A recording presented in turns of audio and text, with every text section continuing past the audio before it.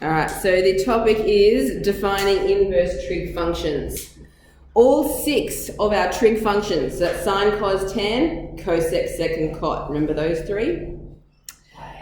They all fail the horizontal line test. Remember, we use the horizontal line test to see if something is going to be an inverse function. So therefore, to create an inverse function, we have to restrict the domain. So that's why we spent a lesson on 17a practicing doing this for normal types of graphs, because now we want to do it with our trig ones. In bold there, it does say, note, we use radians when dealing with inverse trig functions. Okay, so all our radians in all these questions here. So it says, consider the graph of y is equal to sine x. We know this graph, we're just not quite so used to seeing it with the radians down here, but just remember the pi is 180, 2 pi is 360. So if we want to draw the sine x graph, let's put a scale on our y-axis. How about I go half here and 1 there? And that will put -1 down there. The sine graph starts at 0. At 90 degrees, which is pi on 2, it comes up to 1. At 180 degrees, which is pi, it's back down to 0. And then 270, it is at -1, and then back up to 0 again. So it looks like that. Okay, now obviously we can do the negative values as well. We can just continue the pattern. So it's going to come down to -1, back up to 0, up to +1, back down to 0. It's a wave, so it's just going to continue that same pattern forever unless we restrict it. So it says to create an inverse function, we need to restrict the domain to a piece of the curve between 2 stationary points, because it's once we go past the stationary point that it doubles back on itself and it fails the horizontal line test. Okay, now we like to have x equals 0 as part of the domain where we restrict it to. So that means I'm going to use the stationary point here at minus pi on 2 and the other one at positive pi on 2, and I'm going to take that part, highlighting in pink, that's where I'm going to restrict my curve, okay, because it passes the vertical test, it passes the horizontal line test, so it would be a function for both sine x and inverse sine of x. Okay, so that's what it says down here. I am the best and most obvious choice is to restrict it from x equals minus pi on 2 to x is equal to pi on 2. On the same axis below, it says draw y is equal to sine x from x equals minus pi on 2 to pi on 2. That's really that part that we just did. But on the same axis, draw the inverse function. Okay? Now, I know we've got pi's in here, but I'm going to start by using a normal number scale. Pi on 2 is approximately, what is a decimal? Oh, not in degrees. So you just go pi, which is 3.14, blah, blah, blah, blah, blah. 1.5, 1.6, somewhere there. Okay? Okay, so I'm going to go 1, 2. I'm just going to go 2 spaces all the way around.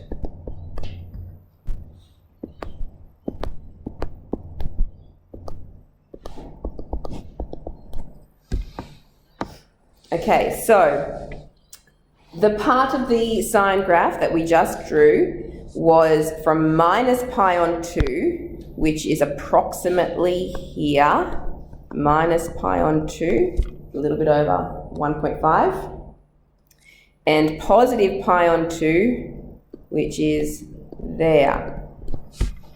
At negative pi on 2, my graph is at -1. Whoops, that's right where I wrote it.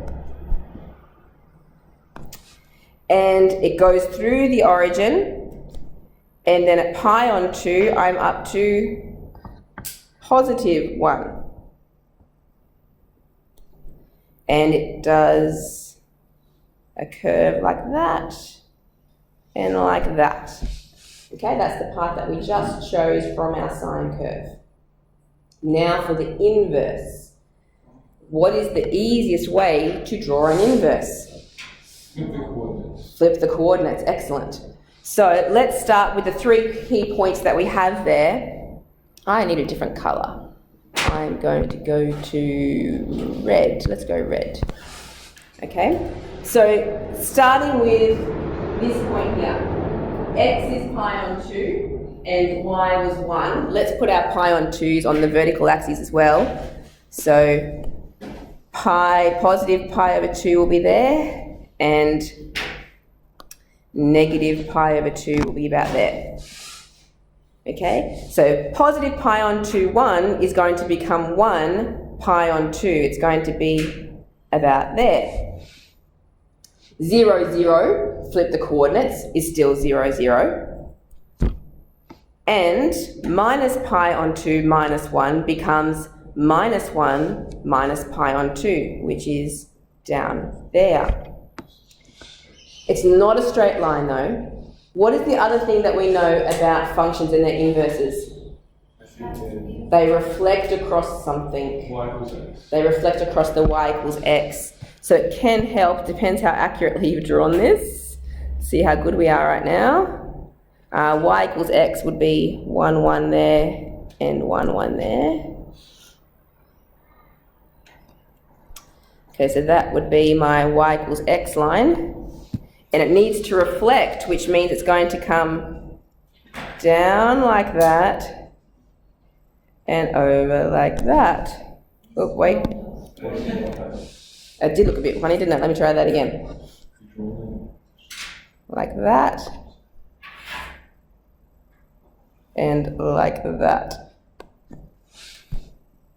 So it's like a that kind of shape. Okay? It does look a lot like a cubic. It is a sine curve. I probably should make it a bit more curvy. Anyway. Okay? So that is what the inverse sine of x looks like as a function because it has its domain restricted. It should be more curvy because it should be able to come back around. But anyway. So some things that you need to know about your inverse functions. First of all, in this box here, here's a little summary. Y equals inverse sine of x is not the inverse of y equals sine of x. It is the inverse of the restriction between minus pi on 2 and pi on 2. Okay, so it has to be the restriction that we're doing here. We're not drawing the whole thing, or it would just keep weaving up here, sine graph going that way. Okay, so then, second dot point, inverse sine of x has a domain between minus 1 and 1. Notice that that is flipped. So I've written up here on the board, the normal sine graph, we restrict it between minus pi on 2 and pi on 2, and the y value is between minus 1 and 1. But when you do the inverse, when you talk about the inverse, this becomes your domain, so x is between minus 1 and 1, and y will be between minus pi on 2 and pi on 2. Yeah, we're familiar with that concept, the domain and range switch for the inverse function. Inverse sine of x is an increasing function, which means it is the whole part of that curve is constantly going up, increasing the whole way, and then it comes back down. Inverse sine of x has a tangent at x equals y at the origin, and it's vertical at its endpoints. I mean, if you drew grey in here, it would be a turning point there where it's going to come back around if we were going to continue, but we're not because we've restricted it. Okay, we're not going to look at all of them in quite that much. We're not going to draw them all because it would take too much time. But on the next page, we want to look at the other two main types as well, cos and tan. So the cos graph is drawn there for you. And you would have to, because it's got that continuous pattern, we have to restrict the domain. So which part are we going to take? We're going to take from the origin to the next turning point. From there to there. Okay, you can see that in this little diagram here. We're taking from here to here, which is between 0 and 180 degrees, but because it's in radians, it's between 0 and pi. And when we draw the inverse function, this is what it will look like here. Okay? It has the same kind of pattern as the sine, it's just inflected around the other way. We know sine and cos are very similar, so the inverses, that makes sense, are very similar as well. So you need to know from this, I've summarized up here, normal cos we restrict between 0 and pi, which means its range is going to be between -1 and 1 again, lowest point to highest point, and that is going to switch for our inverse. So our inverse is between -1 and 1 for our x's, and our range is between 0 and pi. Yeah? If you can remember those details, it makes it really easy to draw them, which is something we're going to have to do later on. Isaac? On the bottom of the cos graph, why did it say x plus y equals pi? Yeah, there's a straight line in front of them. I think they're talking about a tangent, I think they might have drawn in there. Straight line. Yeah. Yeah. Yeah. Don't stress about that right now. We just want to focus on what the inverse is. So, yeah. Y is equal to inverse cos of x is not the inverse of the whole cos of x. It is the inverse of the restriction between 0 and pi, just like we did for sine. It has a domain. We've talked about that. It is a decreasing function, which means it's actually coming down. As you go from left to right, it's always coming down. And it has a gradient of -1 at the endpoints, negatively sloping. And tan, here's tan. Okay, so we know our tan graph. It's got that lovely repeating pattern with asymptotes in it. So we take the one section of it that goes through the origin, that part there. Now that section for tan is between -pi on 2 and pi on 2. Now, oops, I made a mistake here, that shouldn't have an equal to sign. Notice with these ones, they all have equal to signs, because I didn't have any asymptotes for this one. But tan, these are asymptotes, so it's between but not including pi on 2 for tan. So x is between -pi on 2 and pi on 2. The range, however, these values go up forever or down forever down here. So it's all real y. When you do the inverse, it switches, so the y values are between -pi on 2 and positive pi on 2. And it's my x values that are going to continue forever, and it looks like this You one. just flip the asymptotes. Yeah. It's all real there. Okay, and then there's a little summary here again. I don't think we need to read through that, it's the same thing every time. Okay, so the main thing is you need to remember those domains and ranges, and you will also, not so much today, it'll be more next lesson, you'll have to remember how to invert them to know the inverse domain ranges as well. A little bit of notation, alternative notation, sometimes in some questions, just for fun, really, I can't think of any other reason why. Instead of calling something inverse, like sine with a little -1 to show that it's an inverse function, they write arc sine, or arc cos, or arc tan, and it means the same as inverse. So if you see that in any question, just for fun, why not? Okay? So if you see that in there, it just means that it's an inverse function, it's just another way of writing it. Why to change it up on us? Yeah, just to keep you on your toes. Yeah. Alright, so that's a whole bunch of theory. Let's get to some questions. Now, some of you are probably going to say, there's a shorter way to do this, and there is, but I'm going to show you the full process just to make sure we understand why things are happening, and then if you choose to maybe skip a step or two, as long as you know what you're doing, that's okay. So, first question. It wants to find the exact value of inverse sine of a half. So what I want you to do whenever you have these kinds of questions, you're going to let whatever you're given equal to alpha. Now the reason I have chosen alpha instead of an x, y or a z is because remember when you're just doing good old days when you did normal trig?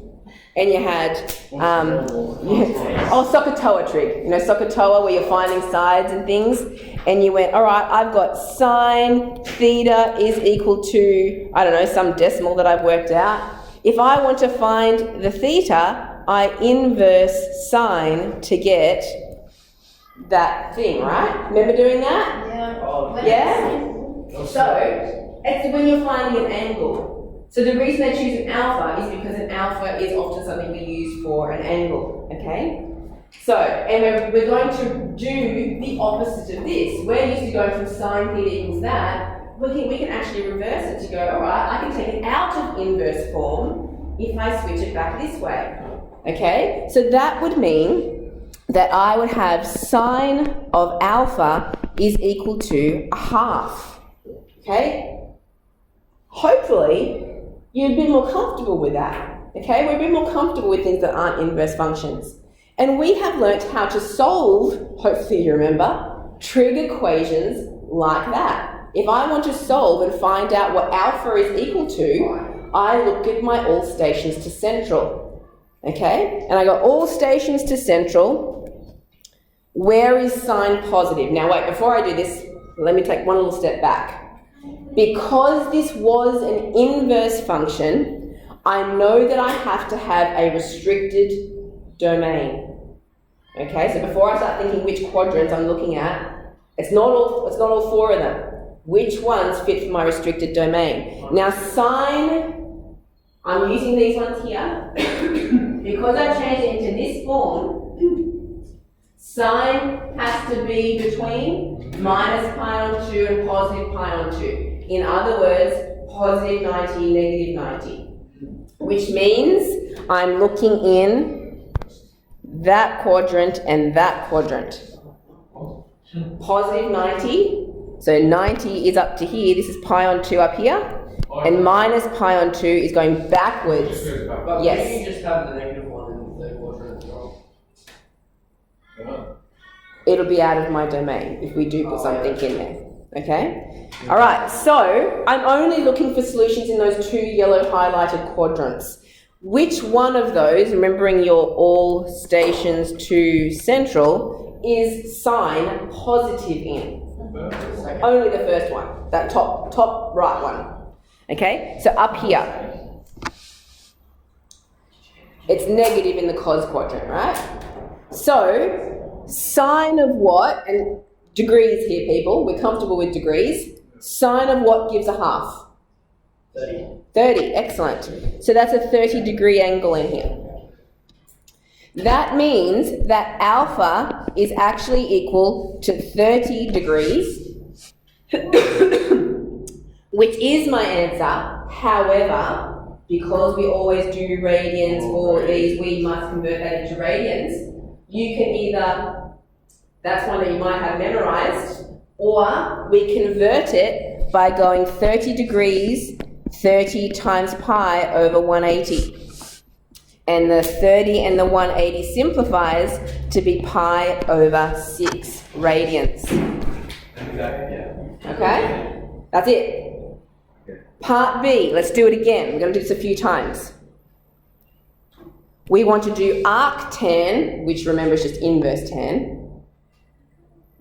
Yeah, and that's what a lot of people want to do. So yes, if you just type that into your calculator, if you type inverse sine of a half into your calculator, you will get 30 degrees, right?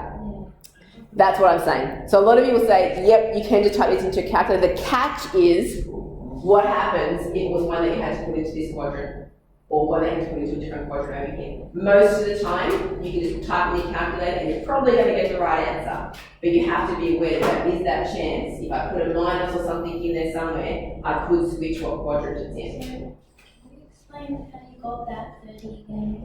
Yeah, let's do it again in the next one though, okay? Because we're going to do it a couple of times. Yeah. Alright, so arctan, remember we're always going to start by saying let alpha equal, I'm going to put it into the inverse form that I like, inverse tan of 1. Okay, not particularly comfortable with inverse tan, so I'm going to reverse the process and say that's the same as tan of alpha is equal to 1. Now tan, we've switched trig function here, we're looking at tan, and my tan domain is between minus pi on 2 and pi on 2 again. So that means we're looking in those same two quadrants as the last question. So in here or in here for solutions. You might want to write yourself a note there as to how I'm getting that. So you could write down here where alpha has to be between, not equal to, minus pi on 2 and pi on 2, because it refers you back. I have to go back and look at my domain so I know where I'm looking. Okay, 10 is positive in which of those two quadrants? The first one. Okay, most of the time it's going to be nice and simple. First quadrant, 10 of what gives 1 in degrees, if you like? 45. 45, excellent. Which means that alpha is equal to 45 degrees, or in radians, pi over 4. Okay, does that make a bit more sense, Jess? No? We've still got another one. That one, yeah. That one's a little bit different, but almost the same. All right, so next one, we have inverse cos of negative 1 over root 2. So start the same way. Let alpha equal inverse cos of negative 1 over root 2. So take it out of inverse form. That means cos alpha equals negative 1 over root 2. Okay, we're looking at cos.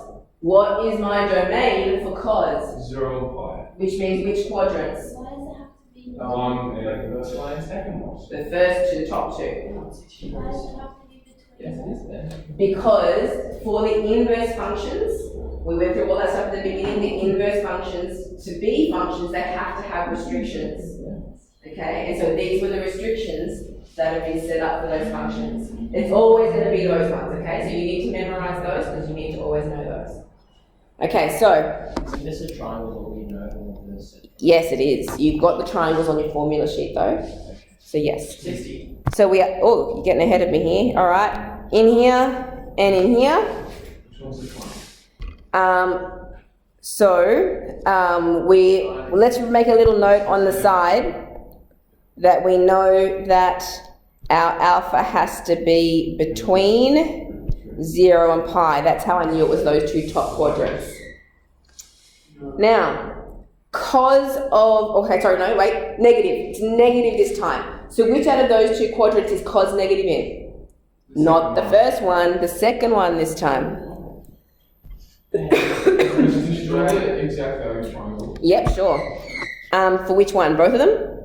The 60, 30 one. So there's 60, 30, and it's 1, 2, root 3. Yeah, it's close. And the other one is 45, which is 1, 1, root 2.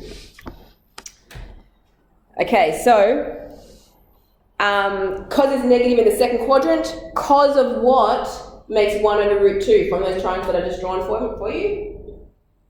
40. 45. Look at the wrong triangle. So it's 45 degrees. Remember that always goes to the horizontal line. So for the first time, this is one that probably wouldn't come out if you typed it in your calculator. I now know that alpha has to be 180 minus 45, because it's in that second quadrant, which is 135 degrees. Convert that into radians by timesing by pi over 180. And the 135 over 180 simplifies to be 3 pi over 4 radians. How do you know it's in the second quadrant? Because I knew it had to be in the first two. Does that part make sense? Because it had to be between 0 and pi. 0, 90, 180, that's 0 and pi. Okay. Remember over here? 0 and pi, first two quadrants. Right. Okay? So, cos is negative. Remember, all stations 2 central. Everything's positive here. Yeah. So if it's negative, it can't be in here. Sine is the only one positive here, so cos is negative in there. Why do we do 180 minus 45? So if it was negative, it would be the first one. Any time when you're doing something in the first quadrant, it's always the acute and it's the horizontal, so it's always like the 45 or the whatever. Once you go out of that quadrant, this is the 180 minus theta quadrant, remember that? So you go 180 minus 45. If it happened to be in that one, it would be 180 plus So theta. if it was, if 360 minus theta, and then going back. What happens if it's if not? cos was a positive, I would. If cos is positive, it'd be there. Alright, so everything positive is in that first Yeah. one. If it's negative, it's It'd be a inside. nice long video for It is going to be an end story. Oh, It's a big topic. the 45, right, so why is the cos in the sine? Isn't that sine quadrant? Yes, but it's negative. You can have any sine, cos, or tan in any quadrant, but it's just that it's positive in some quadrants and negative in other quadrants. So sine quadrant means that sine is positive in that quadrant. You can still do cos in there, but cos is negative in that quadrant.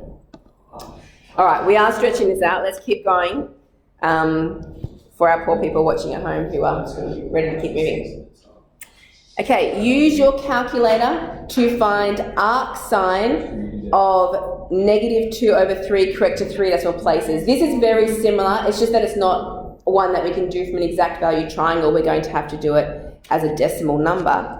So we start off with let alpha equals, instead of arc sine, I'm going to write inverse sine, sine with a little negative 1, of negative 2 over 3. Now we know we're back to sine again, and sine has to be in, for alpha, has to be between minus pi on 2 and positive pi on 2. So we're in first quadrant and fourth quadrant again. Now, which one is sine negative in? The bottom one. So we have a solution down here. Now this is the part that is a little bit different because we don't have an exact value for sine of 2/3, negative sine of 2/3 there. Okay, so we have to use our calculator. If you're going to put something in your calculator and you want it in radians, you must turn it into radians. So you go mode, no wait, shift mode, that's the one. Press shift mode and see how you've got 3 is degrees, there's the 4 is radians. If you turn it into radians now, press 4, any calculation you do on your calculator, it will give you the answer in radians, which is wonderful. None of this converting stuff. However, big catch here, your calculator will stay in radians. You'll turn it off, you'll turn it back on again, you might do some advanced trig or you do something else, and it will still do radians. A lot of people get caught because they're not seeing what mode their calculator's in, and they're trying to do something in degrees, but they're typing something in radians, or vice versa. Your calculator will give you the wrong answer if it's in the wrong mode. Okay? I have had people do that before, so yes, you're welcome to. This is my degrees calculator, this is my radians calculator. radians. Yes. Okay? Just be careful, because you can do all this lovely working out, and then you go to calculate in your calculator, and it's in the wrong mode, and you'll get the wrong answer. No, you probably would know this if you... Yes, anyway. Trigonometry, if it's like... So if you type in inverse sine now of the 2/3, the negative part, we already know what quadrant it's in. We just want to know what the, oh, wait a second. You put the bracket.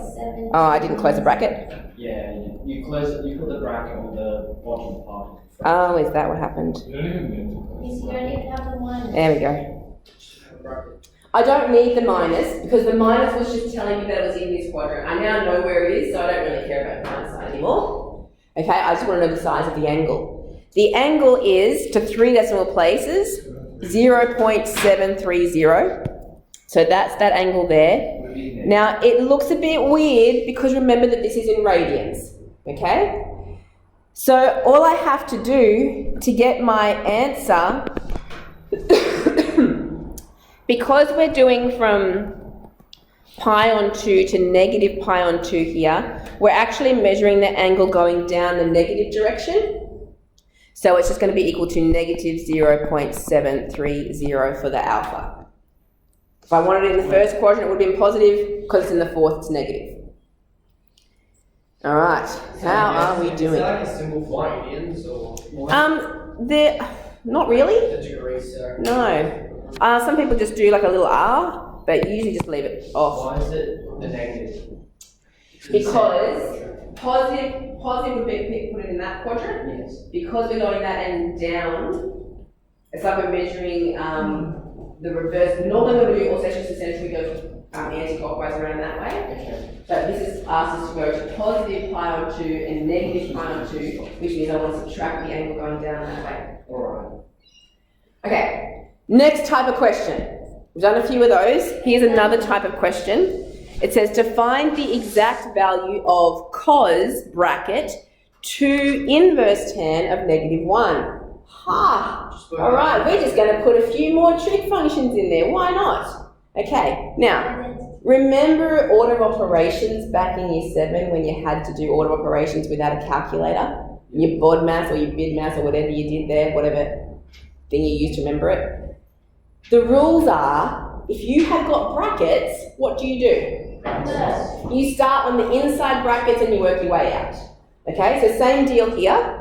We have to start on the inside and work our way out. So the inside bracket of this is where my inverse function is. So I'm just going to take that part to start with. I'm going to say let alpha, because that's what I like, alpha equal inverse tan of negative 1. Okay, I need to work out what that is equal to. Okay, so we did this before. Let's change that so that it's tan alpha equals negative 1. Now tan has to be between minus pi on 2 and pi on 2, which means first and fourth quadrant. It's negative, which means which one? Tan is negative in which quadrant? Fourth quadrant, so we're down here. Tan of what gives 1? That's an exact value one, 45, excellent. That goes to the horizontal line right there. Okay, so that alpha is going to be equal to negative 45 degrees. Okay, it's 45 degrees, remember we're doing negative angles on this way. Negative 45. Okay, that's just the inside part. We've got to keep working our way out. Then, let's take, going back to my question up here, I now need to do cos of 2. This thing here is my alpha, right? So it's cos of 2 times negative 45. So cos of 2 alpha, I'm going to start with that, which is cos of 2 times negative 45, which is cos of negative 90. And I am doing all this in degrees, and that's okay. I only need to leave it in radians if I happen to leave an answer. My final answer. Cos of negative 90, you can know that from your cos graph, or you could type that into your calculator. If this is in degrees, you can put it in your calculator, make sure your calculator's in degrees. So we can back to shift So you find So you go shift mode, you go back to 3 for degrees. Oh, and you can always tell, on the top of your screen it should have a little D for degrees or a little R for radians. So you just see which one. G is for gradient, but we don't use that one. how did gradient alpha equals negative 45? How did I get negative 45? Yes. So 10, 10 of 1 is 45, right? Because it was negative, I knew it was in this quadrant. And just like that other question that I did, if I'm going anti-clockwise, they're positive angles. Yes. If I'm going that way, which I have to for the fourth quadrant, it's a negative angle. So negative 10, negative 1 equals Negative 45 degrees. But then why did you move the tan to the other side? Yes, that's just how you take it out of the inverse form. So I move the tan across, it's not inverse here. So take tan of what equals negative 1? 10 Or 45. 45. It's 10 of 45 should go over here. Okay. And it's negative 45 because it has to be in that fourth quadrant. Why couldn't you just kept tan on the other side and just don't have it? You've got to be careful which quadrant it puts it in.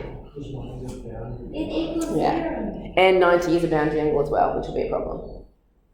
Okay, so it does equal 0, you're right. Thank you, Jess. So when you type that in, your final answer, all that hard work, and it just equals 0. But the process was important. Let's try it again. It was 1 would have been negative 1. This is a negative 1. Yeah. Yeah, negative 0 is 0. Alright, we better keep moving, guys. This is turning out to be a very long video. Okay, so inverse cos of negative pi over 4. Again, we start on the inside and work our way out. The inside one is not an inverse function this time. It's cos of negative pi over 4. No inverse. We just need to know what that is. Okay, don't particularly like radians. What is pi over 4 in degrees? It is 45. So it's cos of negative 45 degrees. Okay, negative 45 degrees. Okay, you could type this in your calculator, but we're good without our calculator. Negative 45 means it's in that quadrant, which is the cos quadrant. So it's going to become the same thing as cos positive 45, which is 1 over root 2 from your exact value triangle. Do you need me to draw it again? The one over the triangle? No, got it, good. So now we've worked out that part, so we can now say we've got the rest of our function, which was inverse cos. The cos of negative pi over 4 is the 1 over root 2. Now we have to solve an inverse here. So let alpha equal that so I can solve it. Isaac. How is the 1 over root 2 not an angle? Because cos is positive in that quadrant. All stations due central. Okay, so solving this, let's take it out of inverse form. So cos alpha equals 1 over root 2. Cos, looking at this, cos is between 0 and pi, which means first two quadrants. And cos is positive, so which one is cos positive in out of those two quadrants? Yes.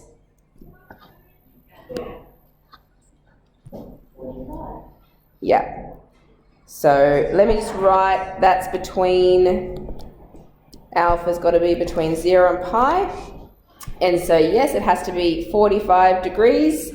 It's in the first quadrant, so it's just 45 degrees. Make sure our final answer is in radians. 45 degrees is pi over 4. Because the causes are next to each other and they're opposite causes like inverse and non, can you just cancel them out? Yeah, but you didn't do the working out. How would you know the minus disappear? Good point. Yeah, so you've got to be careful. Okay, next page, question 4. Prove that inverse sine of 4 over 5 plus inverse cos of 4 over 5 is equal to pi over 2.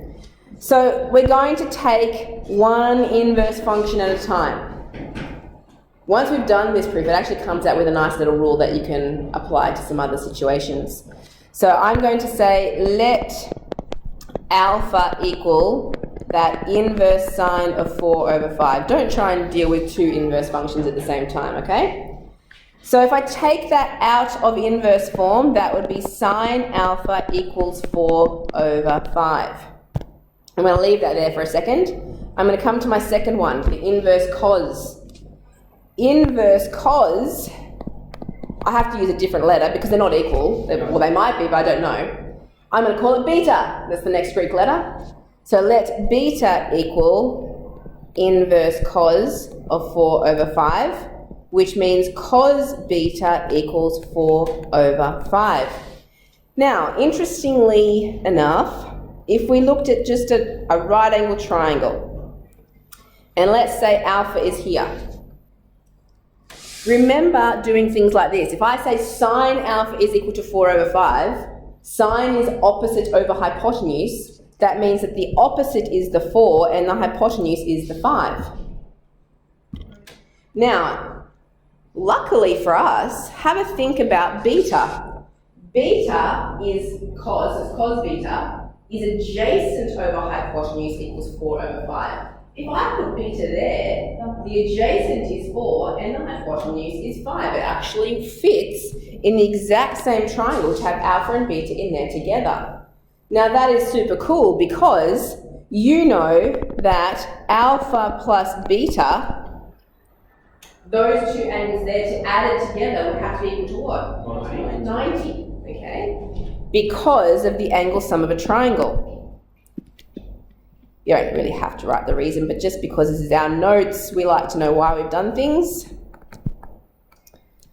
Okay, so that means, remember that alpha was inverse sine of 4 over 5, and beta was inverse cos of 4 over 5, and 90 degrees is equal to pi over 2.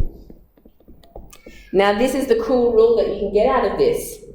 Any inverse sine of some number plus inverse cos of the same, as long as it's the same whatever number, so it had to be 4 over 5 for both of them, as long as whatever that is the same, it is always going to equal pi over 2. And I have seen that come up in proofs. You remember how we had to do those proofs, like show the left-hand side equals right-hand side, those kind of ones? I have seen that come in where you've gone, that's the only way that we could do that, is to use that rule. So it's a cool little one to know. We're nearly done. One more question. Follow the step below to prove that inverse tan of negative x equals negative inverse tan of x. It says to use the fact that tan of negative theta equals negative tan of theta. Now hopefully that little fact makes sense to you. If you put in, thinking of your all stations to central, if theta was a negative angle, it would put it into the fourth quadrant down here. And tan of something in that quadrant would be negative, all stations to central, the cos quadrant, so it would be negative tan of theta in that quadrant. Okay, so that's where that rule makes sense. So use that to show that theta is equal to negative inverse tan of x.